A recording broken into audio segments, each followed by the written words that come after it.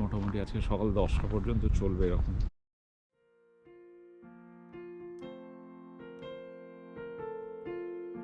আজকে আমাদের এখানে স্নো পড়বে, শুরু হয়েছে। প্রেডিকশন হচ্ছে যে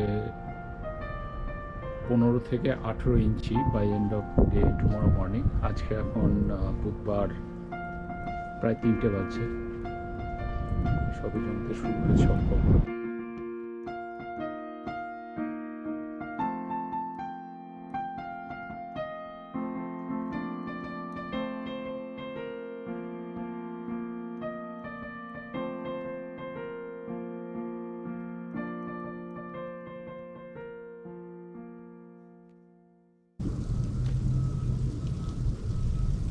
এই যে আমাদের প্যাটিওটা,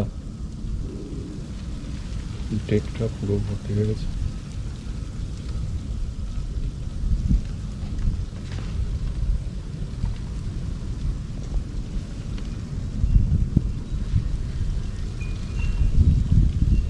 বিকাল 3টের সময় যখন তুলেছিলাম তখন দেখিয়েছিলাম যে গাড়িগুলো সবে বরফ পড়া শুরু হয়েছে। এখন বাজছে 8টা 7টা সন্ধ্যাবেলা বুধবার, এরকম বরফ জমেছে। কিছু পড়ছে দেখা যাচ্ছে না। মোটামুটি সব কিছু শেষ হলে যেটা হবে সেটা হচ্ছে 15 থেকে 17 ইঞ্চি হবে। এখন আমি বাড়ির ভিতরে চলে যাচ্ছি, অনেক রাতও হয়ে গেছে। হিসেব অনুযায়ী সারা রাতই মোটামুটি বরফ পড়বে। তো এখন আমি যেটা করব, আমাদের যে সিকিউরিটি ক্যামেরা আছে ওইটা অন থাকবে, ওটাকে মনিটর করে দেখানো যাবে যে আস্তে আস্তে সারা রাতে কতটা বরফ পড়েছে। তারপর সকালের দিকে আবার আমরা লাইভ করব। Good night.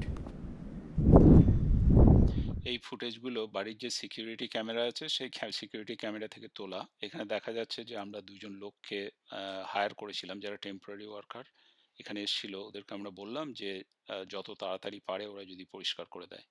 তো সেই দুজন লোক মোটামুটি 15-20 মিনিট ধরে কনস্ট্যান্টলি ওই শাবল দিয়ে গায়ের জোর দিয়ে মোটামুটি স্নোগুলো সব পরিষ্কার করে দিল। কারণ একটু করতে হয়েছিল একটাই কারণে, আমরা জেনারেলি আমরাই করি, কিন্তু এটা করতে হলো কারণ আমার ছোট মেয়ে, ওকে সকাল সকাল উঠে যেতে হবে।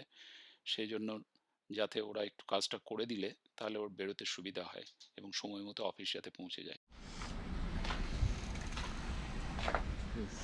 এখন এটা এরকম পরিস্থিতি। অলরেডি একবার ক্লিন করে দিয়েছে, তারপর এখন আবার ফ্রেশ বরফ পড়া শুরু হয়েছে। আজকে বৃহস্পতিবার, এখন বাজছে সকাল 8টা 23।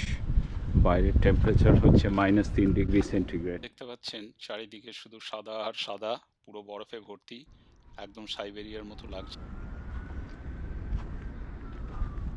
মোটামুটি আজকে সকাল 10টা পর্যন্ত চলবে এরকম চলেছে।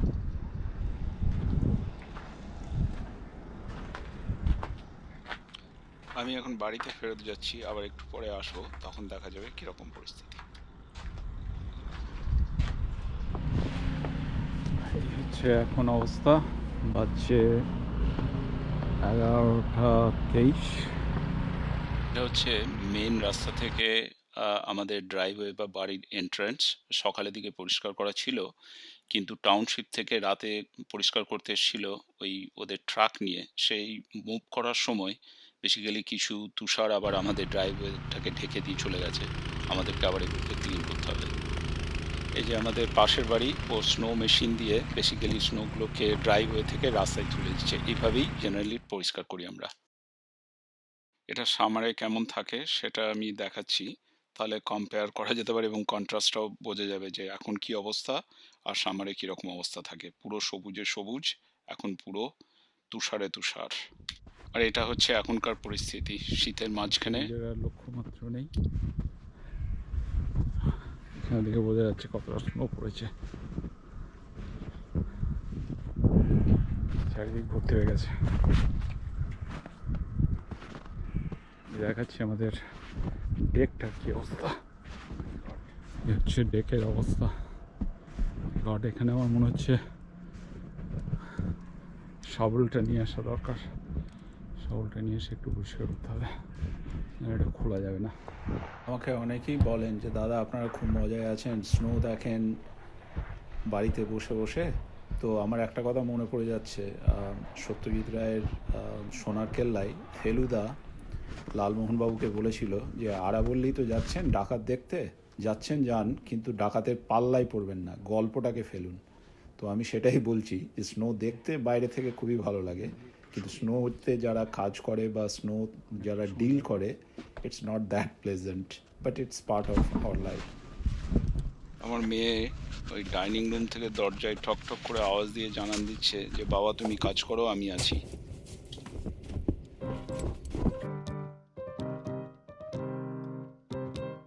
কতটা বরফ পড়েছে!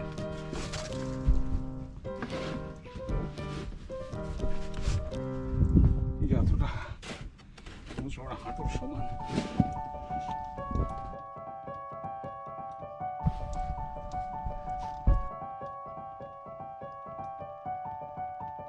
মোটামুটি আজকের মতো স্নো পরিষ্কার কমপ্লিট হলো। এখন বাড়ি গিয়ে একটু গরম চা খাবো।